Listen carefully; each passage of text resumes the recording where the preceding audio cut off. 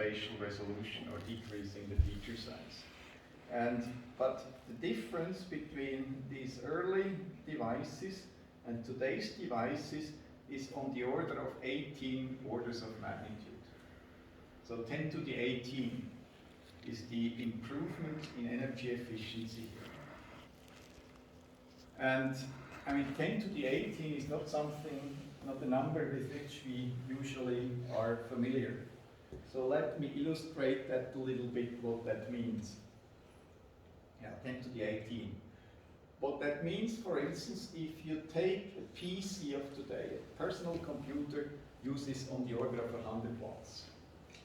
Now let's assume this PC would have the energy efficiency of 1947. That would mean it would consume about 10 to the 20 watts, or 10 to the 11 gigawatts. How much is 10 to the 11 gigawatts? Well, one nuclear power station or large-size coal power station generates about 1 gigawatt. So this is 10 to the 11 power stations, roughly that size, but they would have to cover the whole Earth at a distance of 25 meters between them. So no matter how optimistic you are about energy production, nobody will ever generate that much energy or electrical energy. Now, let's assume for a moment, just to be even more crazy, that we had that generation capacity available and you would be really desperate to turn on your PC with that much energy. What would that mean? Well, let's look at the energy consumption, not at the power, but at the energy consumption during a single microsecond. So just a very short computation, 1 microsecond long. 10 to the 20 watts times 1 microsecond gives 10 to the 14 joules. How much is 10 to the 14 joules? I can convert it into another type of energy unit, that's kilotons of TNT. It's about 20 kilotons of TNT. So within 1 microsecond, this PC would explode like a thermonuclear bomb. So obviously, this is not something that you want or can do, and it means that if we want to build more powerful computers, we also have to keep increasing the energy efficiency. This kind of Moore's law on energy efficiency must continue, otherwise you will not get more powerful computers because they will just burn up or explode. So the question is, if this must continue, can it continue? And it turns out there are some important roadblocks. One of them is this horizontal line, excuse me, which is K Boltzmann times T. And this actually at room temperature, so I put in here 300 Kelvin for the temperature.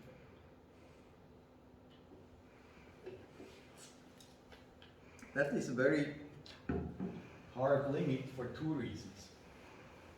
One of them is that this is the amount of energy which is stored in every single degree of freedom.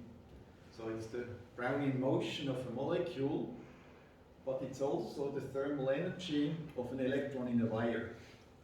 So every single electron that moves in the wires or transistors of your computer has that much energy stored.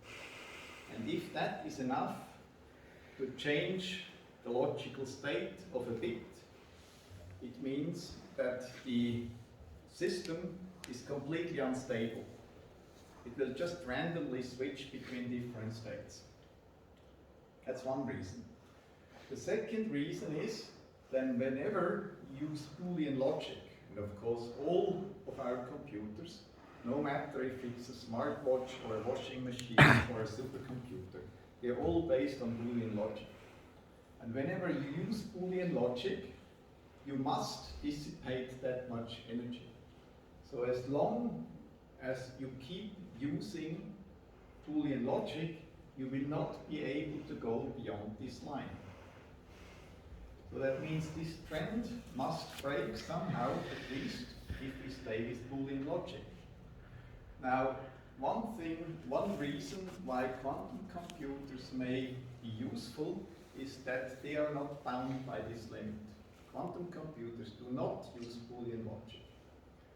They use different types of, if I have enough time, I will discuss this difference, but they are not bound by this limit, and there is no lower limit for energy consumption, at least not in theory. Of course, in practice, they also use a finite amount of energy, but that there is no fundamental limit to it. So just to illustrate what I meant with the degrees of freedom, K Boltzmann times T, that's the Brownian motion of a particle, and if that happens for the electrons which trigger a switch, that means your computer will not work as intended. Now this is the theoretical limit and the fundamental physics behind it, but it seems actually that we are already seeing some of that. While we are in reality still quite some distance away from this fundamental limit, it starts to show.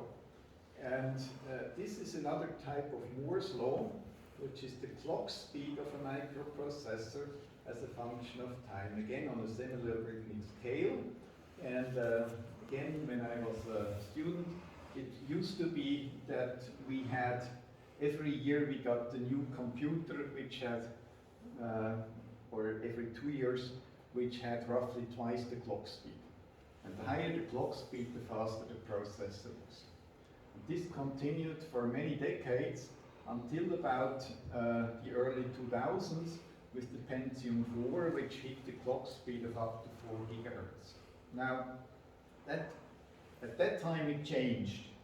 And since then, clock speeds of microprocessors are pretty much constant. There is no increase anymore. You don't get clock speeds above 4 gigahertz today.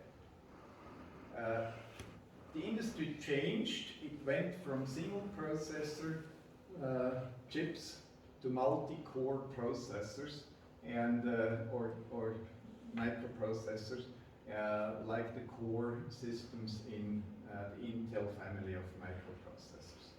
And the reason was just that these processors got too hot.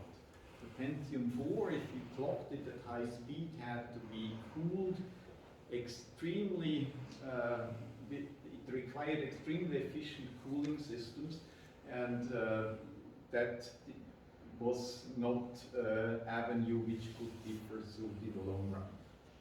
And there were a number of disappointments, particularly in the case of Intel microprocessors, where the future generations did not improve as much as people were used to. So this is another type of limitation, the energy dissipation. There are issues of speed in terms of processing, but the question is, of course, also, is it really essential that we get more and more transistors, or how many transistors do we actually need to write the email set? Now, is there a fundamentally different way to process information which does not require more transistors?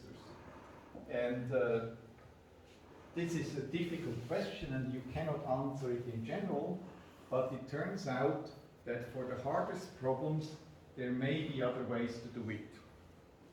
And yeah, I already mentioned that this is not necessarily the case, or some of these limits can be circumvented by using quantum computers or quantum physics.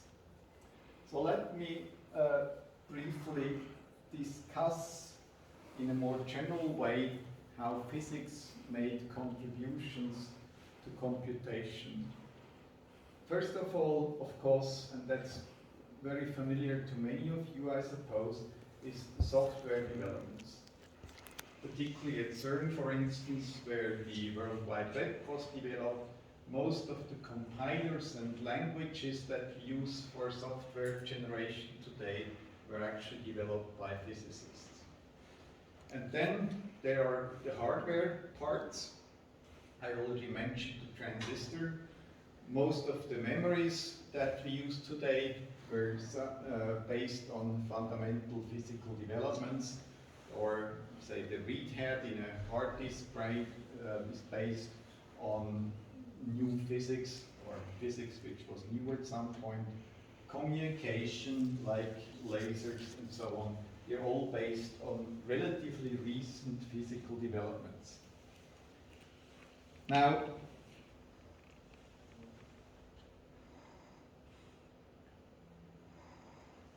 okay, sorry for the typo here.